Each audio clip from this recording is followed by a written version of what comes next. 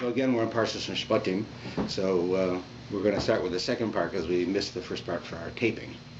So it says, now that we have this slave, and we explained that a Jewish slave is not a slave that we think of. It's a person who has to be treated with certain dignity. So it says, it goes through this whole description. But the first question you have to ask, if you were writing the Torah, and you were giving the Torah to the Jewish people, right? So you've got the Torah. Moshe brings it down, and he says, "Okay, here's the laws of the Torah. You went through all of this, right? Abraham, Isaac, and Jacob. You went down to Egypt. You were slaves for 240 years. We took you out of Egypt. We destroyed Pharaoh. We went through the splitting of the Red Sea. We go to the receiving the Torah. You hear God's voice. Now we got the Torah. Now what has God got to say? This is what He's going to tell you. When you have a slave, what are you talking about? Like when you have a slave, tell me something significant.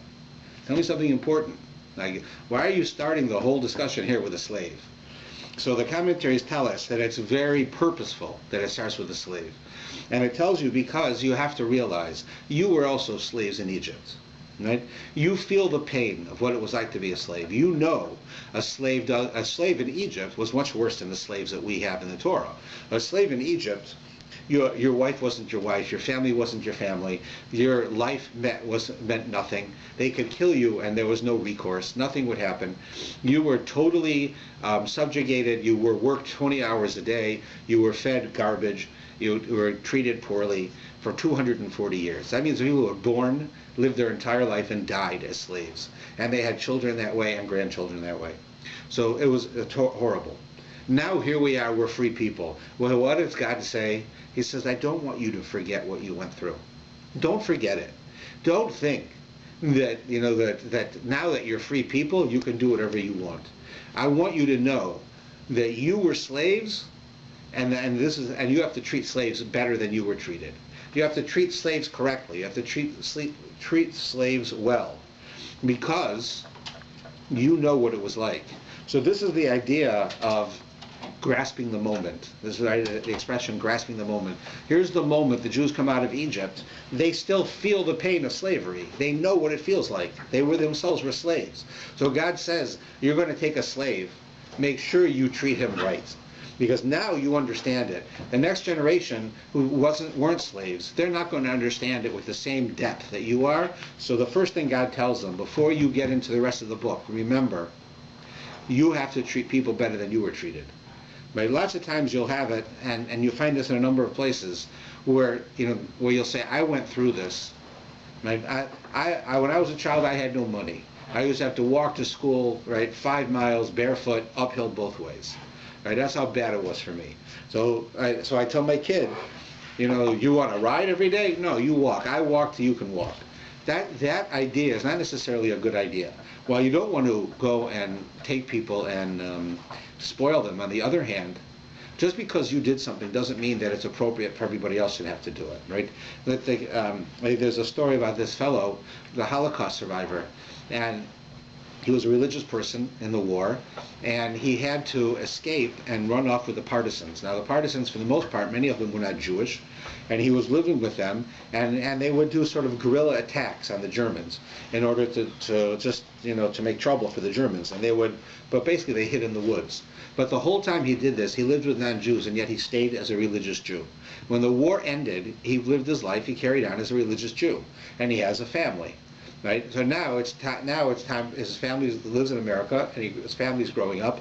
His son wants to go to university, so he pushes his son to go to university where there's no Jews.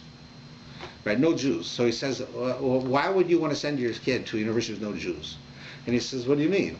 He said, I lived with the partisans. I fought with the partisans. They weren't Jewish.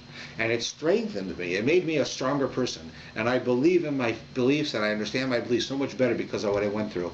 My son should have the same experience. So he said, like, that's crazy. It's crazy. It's like, I went through the Holocaust, and I made it, so my son should go through a Holocaust and make it. What is it? Ridiculous. Right? You don't want to inflict pain on someone. But what his point was is that I went through fire, and I came out a better person. I want my son also to do that. But that's not necessarily the way we do things. The idea is that you don't necessarily want other people to have to go through the pain you went through. Just because I walked 5 miles a day, right, both ways uphill to go to school, doesn't mean my son should have to do that. It's not necessarily the right thing. Because I was a slave in Egypt, So now, if you're going to be a slave? Too bad. I know what it was like to be a slave. You also could be a slave. It's good for you. It was good for me, it'll be good for you. That's not, the Torah says that's not how to act. The Torah says, you look at here. The first thing I'm telling you is how to treat a slave, and it's not how you were treated. You have to treat a slave correctly, right, with dignity. And therefore he puts it right here in the beginning. And it does. It starts right here in the beginning, talking about that idea. But then it goes into what happens now. The slave has done his job. He has to come for 7 years. He does his job. He's finished. He has now paid off his debt. But the slave says, you know what? I like this. I like this. I like living here. Because as I told you, living as a slave, or really the best word here is an indentured servant, is not a bad life for somebody who doesn't want a lot of responsibility. You get married, you have children, you don't have to take care of them. The owner takes care of them. Right? You don't have to worry about what to wear. You don't have to worry where to live. You don't have to worry what to eat. Everything's taken care of for you. You come back after work, there's food. You want a place to sleep, you got a place to sleep. It's like, it's like back in the Depression, you had people who every fall would break a window on a public building so they could get arrested and be put in jail for the winter. So they'd have at least a warm place to sleep and 3 meals a day. Right? That's pretty low level, but that's what some people would do because they had no money. So it's the same idea. Right? The slave says, you know what, I like being a slave. I don't have to make decisions. I don't have to worry where my next meal is going to come from. I don't have to worry about how much electricity costs to heat my house because I don't have a house. I live here. And what do I got to do? I got to work 8 hours a day. He has to treat me nicely. He gives me a bed. He gives me everything I want. So what do I care? Right? So the slave says, I'm going to stay even after my 7 years. We'll make a new deal. Right? I don't owe you any more money. So now I want to make a new deal. So it says that what you do is, it tells us here, right here in the Parsha, it says, if the guy wants to stay longer, so it says, that a guy says, I love my master, my wife, and my children. I shall not go free. Then his master shall bring him to the court, and shall bring him to the door, or to the door post. And his master shall bore through his ear with an awl, and he shall serve him forever. So what he does is, the guy says, I don't want to leave. You gave me a wife, you gave me children, I don't have to worry about them, I don't have to pay for anything. I have a nice life here, I don't want to leave. So the master takes him, and he's allowed to do this. So the master takes him, brings him over to the doorway where the mezuzah is. He puts his ear against the door, takes an awl with a hammer and hits it and pierces his earlobe. Like people have today, earrings, it pierces his earlobe. And that's a sign that he's a servant for the rest of his life. So that's what it tells us. Now, this whole... He puts an ear again? No, it doesn't say that he does. Oh. But he puts a hole there. So this whole thing is very odd. Right? I mean, I understand why there are people who might want to live this way. Right? They just don't want to worry about anything. But that the master has to go and put a hole in his ear like that. So there's a number of things to discuss with this. Let's talk about the fact that you have to put a hole in his ear. Why his ear? Like, why don't they just tie a ribbon to his finger and say the rest of your life you have to wear a ribbon on your finger. The rest of your life you have to wear 2 left shoes. You can't wear a right shoe because you're right. Why do we put a hole in his ear? So the commentaries say the reason is that the ear that heard on Sinai that I am the Lord your God and you will be servants to me is now becoming a servant to somebody else. He's choosing to become a servant to someone else, but he is a servant to me, God says. And it's not enough that you're a servant to me, you have to be a servant also to a human. You're becoming a slave to a human. So I'm going to pierce his ear. So it says, why your ear? Because the ear that heard on Sinai, that I am the master, right, says that, the guy didn't listen, right? Didn't hear it. So you pierce his ear because he didn't listen. But the fact is that it's still pretty odd. Because it's not his ear that didn't listen. I mean, if you're sitting in a room and I'm talking, you might not be concentrating, but you're certainly going to hear what I say. You're going to hear a noise, right? So therefore, when the guy stood at Sinai and it said, I'm the Lord your God who took you out of Egypt, and I will be your master. So, what does it mean he didn't hear? He heard it. So it says the point is that the reason that they do this to his ear, because you'd think that they should do it to his brain. Because it's not that his ear didn't hear it. You can't miss it. His brain didn't think about it. His brain didn't accept it. That wait a minute, God is my master. I don't need this. I'm going to go out and work for myself. Right? The fact that he didn't do that doesn't mean that his ear didn't hear it. It means his brain didn't hear it. His brain didn't say, wait a minute, this doesn't make sense. What kind of a life is this? I'm going to go out and be my own man. So really they should take an awl and they should put a hole in his brain. Of course we can't do that. But why his ear then? So it says that the commentaries tell us, namely the name of the Sfas Emes, that the reason they pierced his ear is because the sound got to his ear, but it didn't go past his ear. The sound that basically said, I'm your master, God says, not some person. Why do you want a person as your master when you have me? So that person didn't let the sound go past his ear and go into his brain. So that's why they pierced the ear, to show you, not that the ear didn't hear it, the ear heard it. But there's a difference between hearing and listening. Hearing is passive. Right? If I talk to you, you hear me. Right? But it doesn't mean that you listen to me. Listen is active. That means you're concentrating. He never listened. He only heard. So that's the difference, and that's why they do that. That's one point. Right. So these were Jewish people. Yes, only Jewish people talking about. Or slaves. These types of slaves. Jewish slaves. Jews were only Jewish slaves. So then we have to ask, don't you think that the master, the master probably wouldn't like doing this?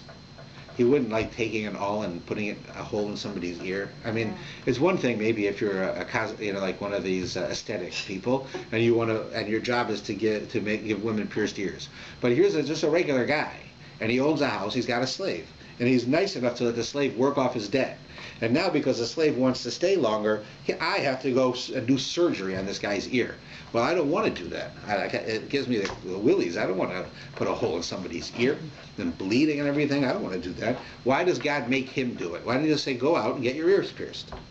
So the point is that why is it that the master has to do this? Is because the master created an environment in the house that the slave likes. Now, the Torah just tells us here that you have to treat him with dignity and you have to treat him correctly.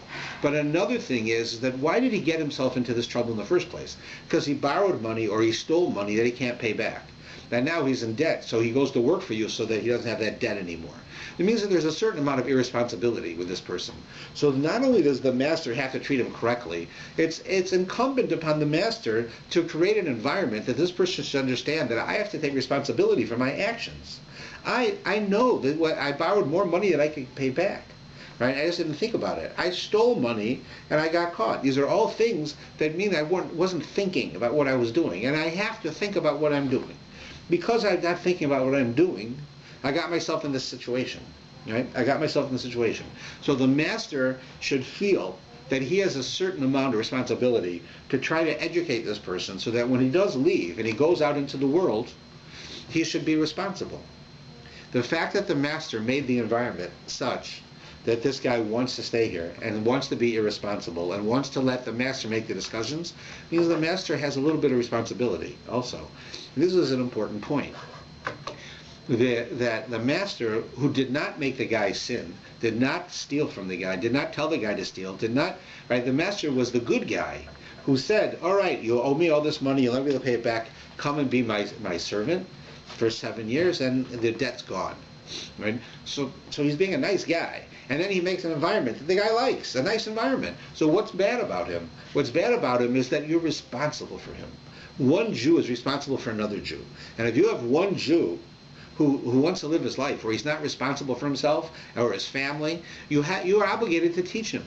It's just like we meet Jews who don't understand what beauty there is in Judaism and in the Torah.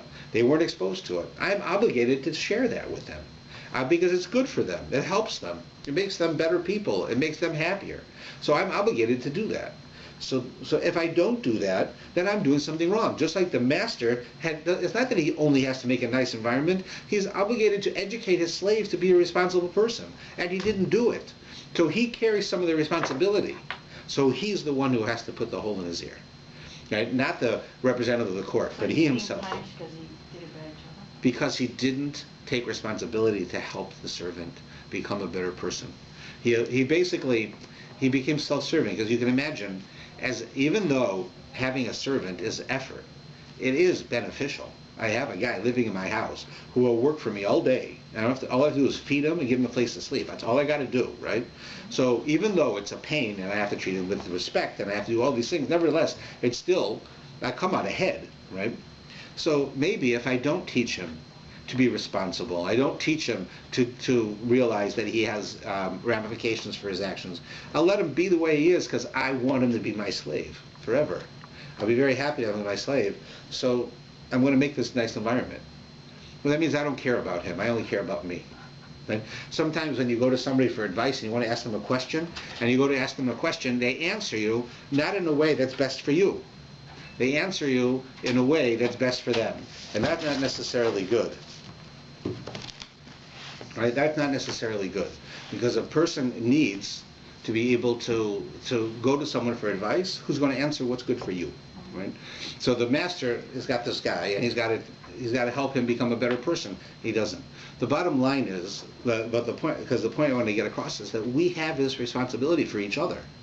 If we see another, certainly you know that if you see another Jew, right, another person even, in pain, you have an obligation to help them, right? Somebody gets, is walking on the street and they slip on the ice and they fall and break their leg and they're laying on the side of the street. With a broken leg, you feel you have to do something. You can't just walk away and not do something. At the least, you have to call an ambulance. Right? You have an obligation to help someone. So when you have a person who's continually making the same mistake in life, you help them get past that mistake. If you have a person who doesn't understand how wonderful their traditions are, you have an obligation to show it to them. So that's what it's telling us here. That therefore he has to put the hole in the guy's ear because he's responsible. That's the reason. So that's one of the reasons that it's brought here. So we've learned a lot from this idea of the servant and why it's first. And then it talks about other types of servants, non-Jewish servants, women servants, and so forth. And then it goes into some very specific laws about people who are violent. It says if one person hits another person and that person dies, so the person who hit him should be killed, right? It talks about if a person acts intentionally against his fellow man to kill him, right? He should be killed. If someone strikes his parents, mother or father, he should be killed. If somebody kidnaps somebody, right, he should be killed. If you curse your mother or father, you should be killed. If a men quarrel and one strikes his fellow with a stone or a fist, he doesn't die, but he gets injured, and he gets up and goes outside under his own power, the one who struck is absolved. But he has to pay that person for his lost pay and for his healing, right? In other words, these are all laws that talk about, they call torts, they call cases where one person does something to hurt another person. What are you responsible for? If I go and punch somebody, so what am I responsible for? Well, what I did was criminal. The police can arrest me, and if they choose, they can put me in jail for hitting someone. But what responsibility do I have to him? Well, how about if I hit him, and because of it, he couldn't work for a month? Am I responsible to pay for his money that he lost? How about he has to go to a doctor? He's got to pay the doctor. Maybe I should be responsible to pay the doctor. Well, we know clearly that there are governments and there are systems of law that don't require that. That the Torah tells you here they do. That if you would hurt somebody, you're responsible to pay them for the money they lost, and you're responsible to pay them for what they had to pay to get better. Right? So that's your responsibility. So the Torah is telling us this here. It goes through all these different types of laws of people and what happens. All right, what happens if, let's say, okay, you're in a fight, if somebody starts hitting you, what's the rule for that? If somebody hits you? Yeah, and then you hit back, let's say, and you hurt them. Well, that's different. You're allowed to defend yourself. You are required to defend yourself. You are required that if you see somebody who's about to kill somebody, including you, you're required to kill that person rather than allow them to do that under circumstances. Right? You can't just quote, I'm doing that, but that's the idea. Now we have one of the most famous lines in the Torah, which is one of the most misunderstood lines in the Torah. It's in this parsha on 422 and 423. And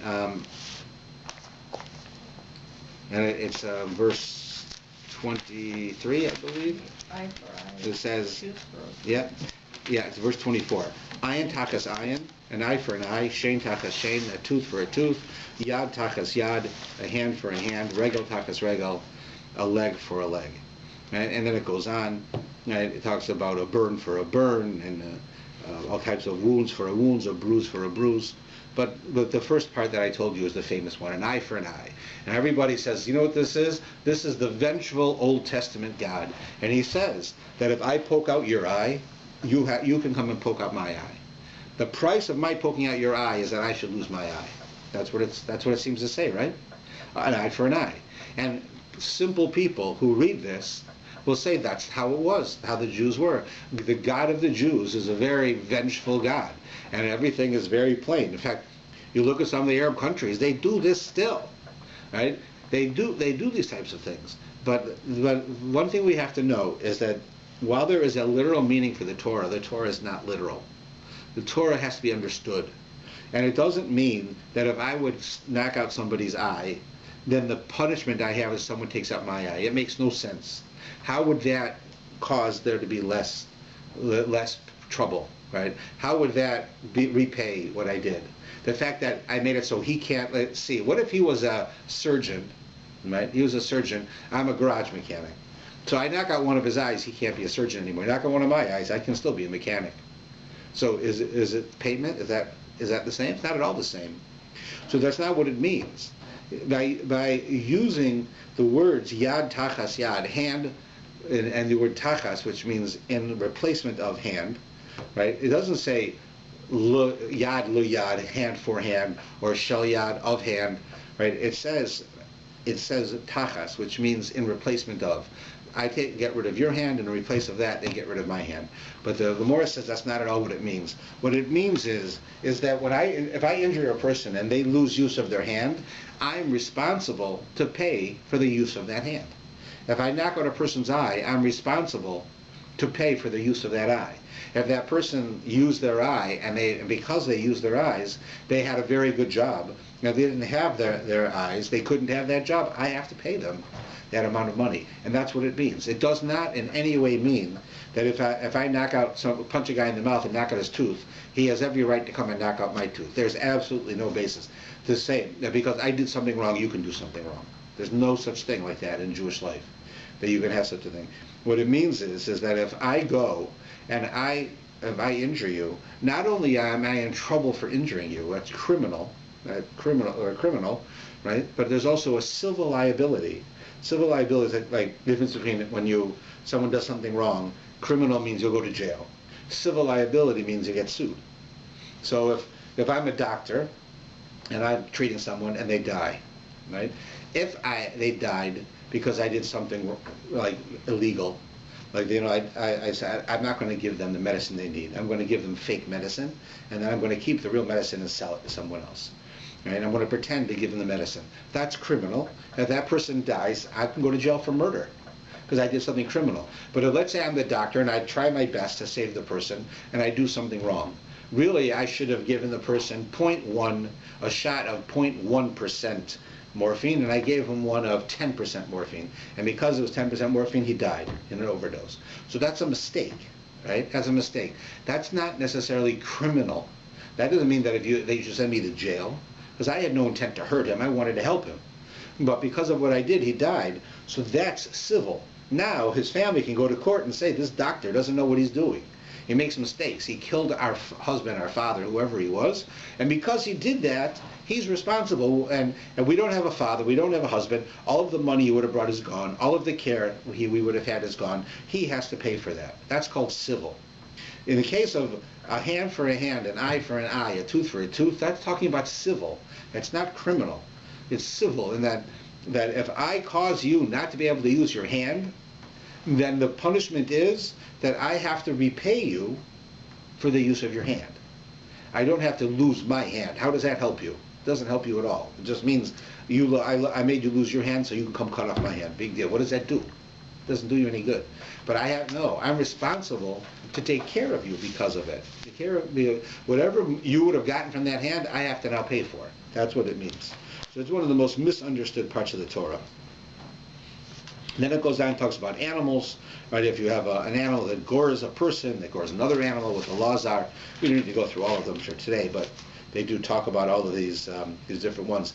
It also talks about in 424 and 425 another interesting one, which is if you look at verse 33, it says, "Ki yiftach ish bor." If a guy goes and digs a hole, a guy digs a hole. I'll read it in English. A man uncovers a pit.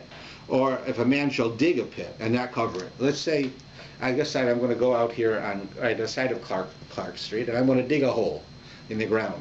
and then I'm going to, oh, it's time for lunch, I'll go get lunch. Well, while I go and dig the hole, some guy's run into the bus, he falls in the hole, and he breaks his legs, right? I dug a hole, right? And so in this case, an ox or a donkey fall into it.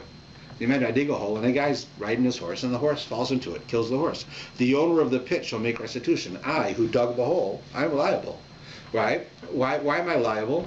Because I created a nuisance. I created a dangerous situation in a public area, and I didn't do anything about it. Right? It's like, imagine when in the city would go and they would be doing road work on the street, and they would dig a hole, and then they would just say, it's nighttime, we're going to leave, and they wouldn't put up a barrier or nothing. People would be driving their cars and go right into the hole. They'd get killed. Right?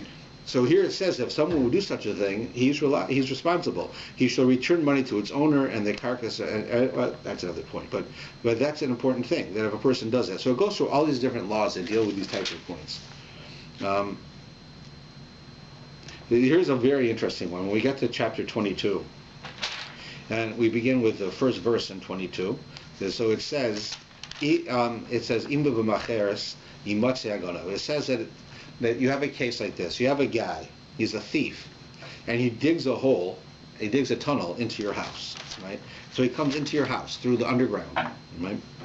And you see him inside your house, and you kill him. You're not responsible. It says, if the sun shone upon him, then there is blood guilt on his account. He shall make restitution. If he has nothing, he shall be sold for his theft. So what happens is like this. If a guy comes into your house, right, breaks into your house, you can kill him. Well, why can you kill a guy who breaks into your house? All he wants to do is steal, right? So why can you kill him? So the fact is that the Talmud explains to us that if a person breaks into your house at night, because the next line says if the sun shines, so it means here their sun is not shining, it's nighttime. If a guy breaks into your house at night, when it is understandable that people are home, because most people are home at night, right? That means he knows he very well may come into contact with you, right? Because you're probably home. And if he's going to do that, and he comes in contact with you, he knows that you're probably going to try to stop him. So the fact that he breaks into your house at night is his way of saying, if I have to, I'll kill the owner. But if I have to, I will. Because if the guy let's say the guy would watch your house and he waits till you go to work, and now there's no one in the house, he breaks in then, so that person's a thief. He's stealing, but he purposely waited till nobody was home so he shouldn't have to confront the owner. Another guy breaks into your house, he doesn't care if you're home. If you're home, he'll kill you. If you're not home, he'll just steal. Right? He doesn't care. So he's prepared to kill you. So if someone breaks into your house at night, the presumption that we have is he's prepared to kill you. And if he's prepared to kill you, then as the Torah says, then you should kill him. By the way, that's the understanding. So the Torah tells us some interesting things. One is, even if the guy doesn't threaten to kill you, but by virtue of his actions, it's logical that he'd be prepared to kill you, then you can kill him. Right? This has been a debate in North America in the court systems for a long time. They had a thing in Texas called the Make My Day law, where if a guy breaks into your house, you can kill him. Remember that's Clint Eastwood. Make my day so I can shoot you. So a guy's in this house, somebody breaks in, you can kill him. In the daytime. It didn't say. Okay. This is a law in Texas. They said then you have other guys. They go and they say, people are breaking into my house all the time. Right? So what I'm going to do is I'm going to put a rifle and I'm going to attach it to a chair. And when a guy breaks down my door, it'll push the trigger, the rifle will shoot, and whoever's standing in the doorway is going to get shot. Right? So a guy breaks into the house to rob him, the rifle goes off, shoots him in the chest, and he ends up having to go to the hospital, and he lives. So in that case, that's not the same thing. Because that guy broke in when nobody was home, and he knew nobody was home. And he gets shot. Now, is the penalty for theft death? No, it's not. So therefore, the guy who set up that rifle, he's going to get in trouble. He's going to get arrested for attempted murder. Right? That's wrong. That's not what the Torah is talking about. The Torah is talking about a case where the guy who's going to break in, you're in the house, he has a presumption that you're in the house, nevertheless he breaks in, then you're allowed to kill him. However, as it says, if the sun shines, that is that there is no presumption that you're home. Maybe you're home, maybe you're not home, then he breaks in, then you can't kill him, unless you're threatened, like he actually threatens you. But then you can't. Because there you don't, he doesn't think he'll see you, and therefore that means he's the kind of guy who does not want to injure anyone. And then it goes through a bunch of other types of thievery and things like that. It's funny really that it says I could really,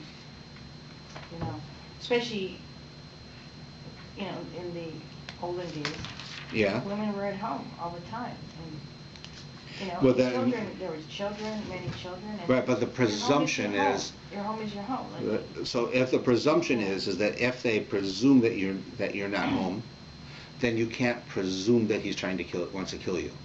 If the guy comes parks in, the driveway, but then he presumes you're home. That's different. If you have reason to think, the guy comes specifically when you're not home, then you can presume that he doesn't want to kill anyone. He's just a thief. There's a big difference between a thief and a murderer, right? As far as the kind of person. Maybe a thief could become a murderer, but if he isn't, he isn't. Yeah. Right. So then it goes through some laws of intimacy, but it has a couple of very important laws. Let's go through a couple of them we don't have to look at them. Firstly, there's a law that says that if you see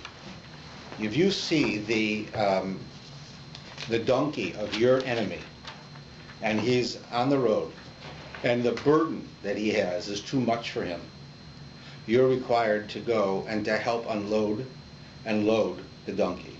That's what it says. Right? So it says, well, what do you mean your enemy? You see your enemy. Who's your enemy? And why does it say that? Why does it say if you see a guy and he's got a donkey and the donkey is suffering under the load and he can't make it up the hill because it's so heavy, you're obligated to help the guy to get his donkey to do it. So it says, so the Gemara asks the following question.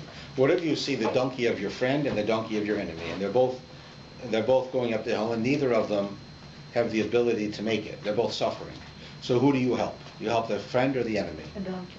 What? And then the donkey. No, but which donkey? The donkey of your friend or the donkey of your enemy? Both. So it says, well, which one first? Friend. So it says your enemy. Right. This is because logic would say you do your friend because he's your friend, right? You want to help your friend. But what's the purpose of doing mitzvahs? One of the main purposes of doing mitzvahs is to improve yourself, to make yourself a better person. And therefore, if you go and you help someone that you don't like, since the Torah tells us you're supposed to love other people, and you don't like this person, even if he deserves it, you don't like him, right? So then it says that you are, by you're doing this, even if you don't like him, it helps make you a better person because you're doing something nice for someone you don't like. The end result very well could be that you'll start to like them because they'll show you appreciation, and then that will go away. So it's preferred to do that, right? So one over another. So that the Gemara says in that case where you have that. And he talks here about rape, different laws about rape. But here the Torah brings up a very important thing. It says on page 430, 431, beginning with verse 20, "You shall not taunt or oppress a stranger, for you are strangers in the land of Egypt. You shall not cause pain to any widow or orphan. If you dare to cause him pain, for if he shall cry out to me, I shall surely hear his outcry. My wrath shall blaze, and I shall kill you by the sword, and your wives will be widows, and your children orphans." So here it tells you that when you go, when you're dealing with people, see, the first people who usually in a society get trampled on are widows and orphans, because widows don't have a man to take care of them, to stand up to others, and they'll often get abused. People won't take care of them, and they'll end up on their own with nothing. An orphan also. An orphan has no parents, so it's a kid. A kid can't stand up for themselves, and they get abused. So the Torah says that widows and children and strangers, here strangers means not just converts who have no family, but actually strangers, people from different places who come to live with you, they also have no one to stand up for them. So you have to go out of your way to help them. And if you don't help them, and you cause them pain, God says, I will hear what their cries, and you're going to have that problem. And you don't help the widow, your husband's going to die. You don't help the orphan, you're going to be an orphan. In other words, the Torah is telling us how serious this is. That not only do you have to take care of people in general, but these people you have to be extra special with. You can't treat them like every other person. Like I was reading recently a story about this of the Rabbi Yisrael Salanter. It says that there was a widow in the city of Salant where he lived, and his wife hired her to be like take care of the house, right? Because he's always busy. He's like the big rabbi. His wife's busy, so they hired this woman to do things. But she's a widow, so it says that after he hired her, so he kept very good hours. That he would come to like the yeshiva just to teach, and that would be start later, but he'd come early, like at 5 in the morning, to start doing things, like to learn and whatever he wanted to do at 5 in the morning in the yeshiva. Suddenly he stops coming. So one of his friends says, I know how important doing something regularly is, right? To do something every day. And suddenly you're doing this every day and suddenly you stopped. What happened? So he said, because my wife hired this widow to work in our house as a cleaning person, to take care of the house. And I know that if I get up at 5 in the morning, she's going to get up at 5 in the morning. And when I leave, she's going to get up to lock the door because she's responsible, right? But and that's causing her pain, so I'm not going to do that. So you're saying, but this is his house, right? So the guy says, so maybe you shouldn't hire a widow. Right? Don't hire a widow, right? Because look at the problem it's causing you. He says, no, so then what you're telling me, he says, is that because God says that I can't inflict pain on a widow, therefore I have to go out of my way to treat them nicely. Better I shouldn't treat them at all and let them starve to death than to do this. That's your point? So the man realized it was wrong. So he said, I'm going to show you there's a number of other things I do in order to also not inflict pain on her, to make her life easier. The point is that as nice as we are to people, widows, strangers, and orphans have to be treated especially nice. We have to go out of our way for them. And society has shown us that people don't do that. We have to. And the rule of thumb is that, for instance, if you look at the wording here, you'll notice that all of the words that have to talk about how you treat them are doubled. Like this in the Hebrew, I'll show you. It says, Ki gerim ha'isim be'eretz Mitzrayim. Okay, now, kol almana v'yasam. Every widow and orphan, lo ta'anun. You should not inflict pain upon them. Im a'aneh ta'aneh. Hear the repeating word, a'aneh ta'aneh. If they call out, but it says it twice. If they call and call out, oso ki sa'ok yitzak. They will. If they cry and cry 2 times, alai to me, shamoa eshma. I will hear and I will listen, tzakaso, to their cry. So you hear God doubles up all the words. Right? If they call, call. If they cry, cry. I will listen, listen. Why does he add the words twice? So it says as follows. When you deal with a widow, and let's say I'm dealing with a widow and I don't treat her well. So what comes to her mind? She said, you know why he treats me this way? Because I don't have a husband to defend me. If I had a husband to defend me, he wouldn't treat me like this. So now she feels bad because I treated her badly. And on top of it, she feels bad because she doesn't have a husband. Right? I treat an orphan. I don't do for an orphan the way I should treat him. So he says, if I had a father, he wouldn't treat me that way. So not only will he feel bad because I treated him bad, but he also feels bad he doesn't have a father. So when I inflict pain on a widow or an orphan, I'm inflicting twice as much pain for everything I do. So that's why God doubles the words. If they cry, cry. They cry once because you made pain, and they cry once because you reminded them that they don't have a husband or a father. Right? And then I will hear. I will hear not only that they cried because of what you did to them, they cried because of their situation and you made it worse. So therefore I will listen and I will respond. And therefore God says that if you treat these people badly, I will do to you what you did to them. Right? Don't make that happen. Right? As he's saying, everybody you have to treat with dignity. Everybody you have to treat with respect. Everyone you have to treat correctly. But these people are special. Because of the situation they're in, you have to go out of your way. It's the same thing with a convert. A convert, they don't realize what a convert goes through.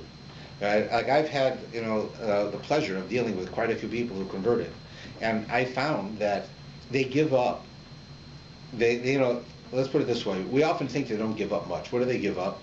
Many of them don't have great jobs necessarily. They might not have a lot of things going for them, and they're looking for truth, and they find truth, and they decide to become Jewish.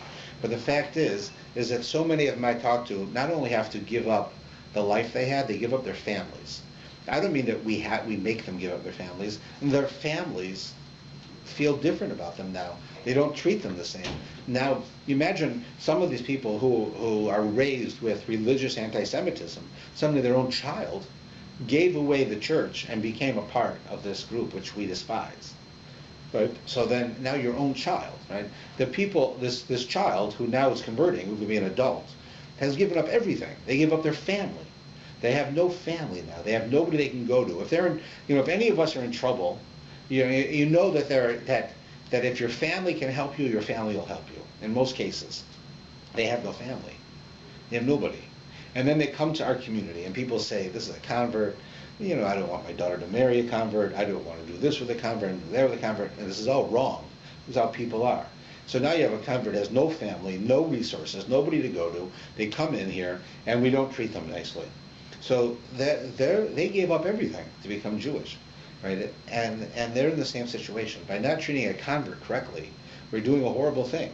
Like it says that it's like one of the most terrible things is to treat a convert bad, because they have no recourse. They can't do anything.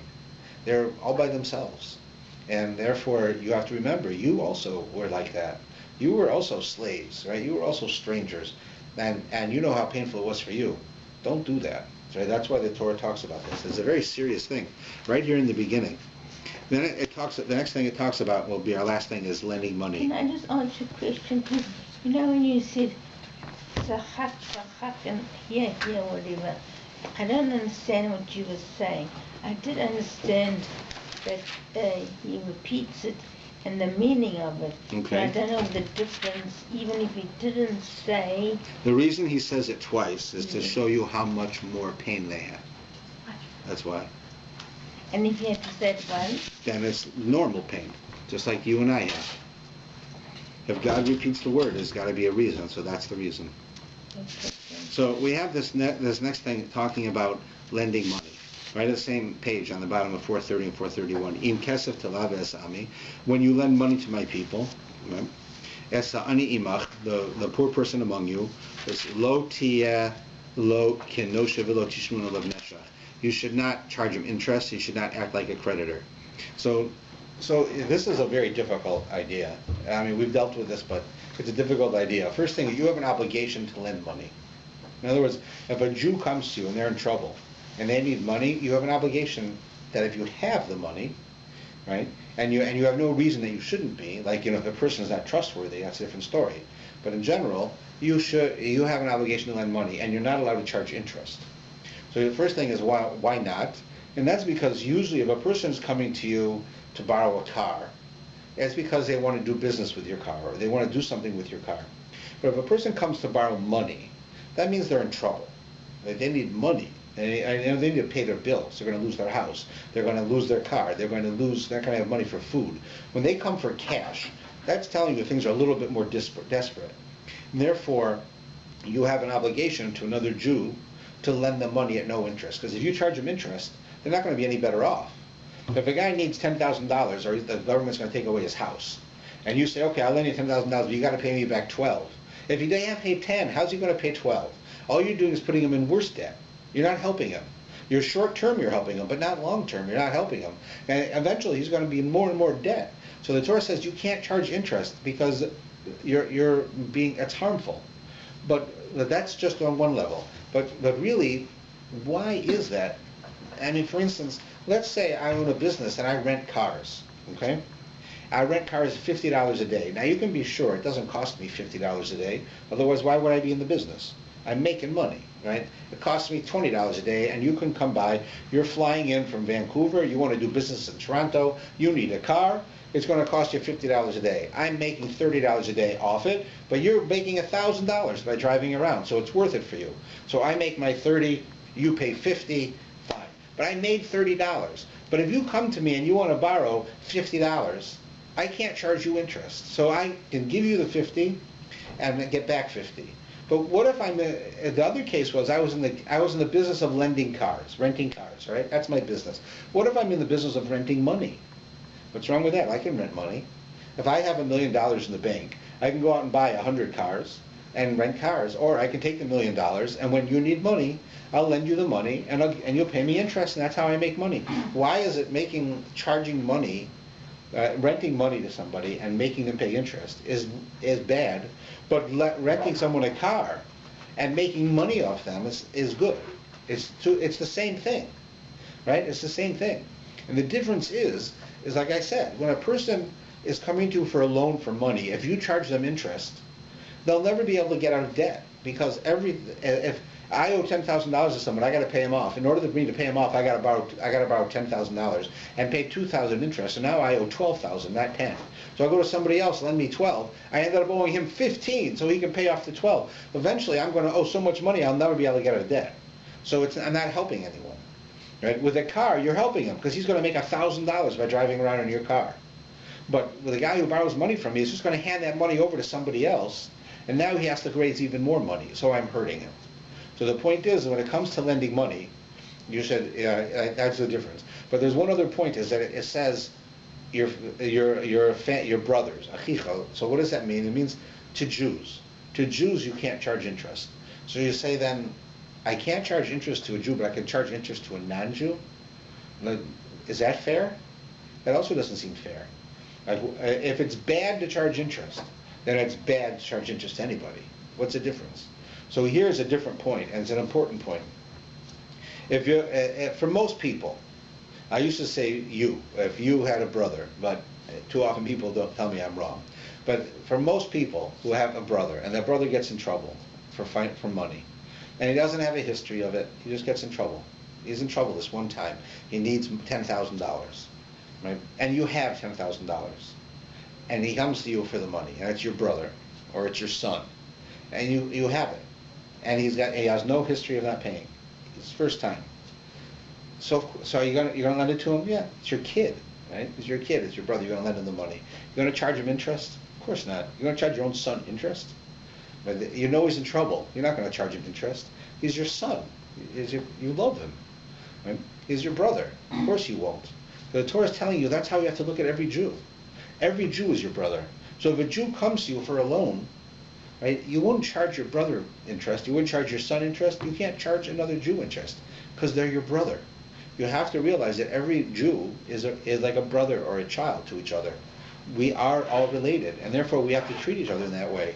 It's not that it's bad to charge interest. Charging interest is no worse than renting a car. That's perfectly acceptable to rent a car. It's acceptable to charge interest. But you wouldn't do it to your brother. And because you wouldn't do it to your brother, you can't do it to a Jew, because they're all your brothers.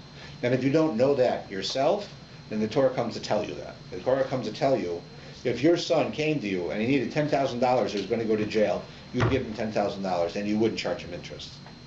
So if another Jew comes to you and he needs $10,000 and you have no bad reason not to, he's not a thief, nothing, you just know that he needs the money, you can't charge him interest. He's your brother.